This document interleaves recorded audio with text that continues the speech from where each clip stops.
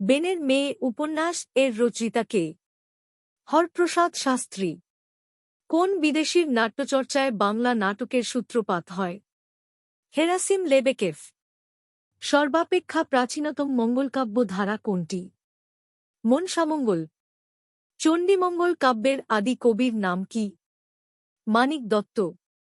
বাংলা সাহিত্যের প্রাচীন যুগ ৬৫০ থেকে ১২০০। পাথুরে কয়লা হীরার সবর্ণ না হলেও সগোত্র উক্তিটি কার? প্রমোদ চৌধুরী। আমজনতা শব্দের আম উপসর্গটি কোন প্রকারের? আরবি। পদাশ্রিত নির্দেশক সাধারণ পদের কোথায় বসে? শেষে। পদাশ্রিত নির্দেশকের অপর নাম পদাশ্রিত অব্যয়। চর্যাপদের কত নম্বর পদটি খণ্ডিত আকারে পাওয়া গেছে? ২৩ নং। চর্যাপদের পদকর্তা কত জন? ২৩ জন।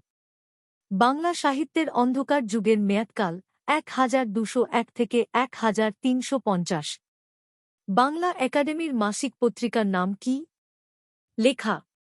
আনন্দময়ীর আগুনে কবিতাটি প্রথম কোন পত্রিকায় প্রকাশিত হয়? ধূমকেতু। ইলেক বা লোক চিহ্নের বিরতিকালের সময় থামার প্রয়োজন নেই। আনোয়ার পাশা কত সালে জন্মগ্রহণ করেন? ১৯২৮ সালে। সুনীল গঙ্গোপাধ্যায় মারা যান কবে? ২৩শে অক্টোবর ২০১২। হাসান হাফিজুর রহমান কাব্য বিমুখ প্রান্তর। Follow the Facebook page and subscribe the channel to get more educational videos. Thank you.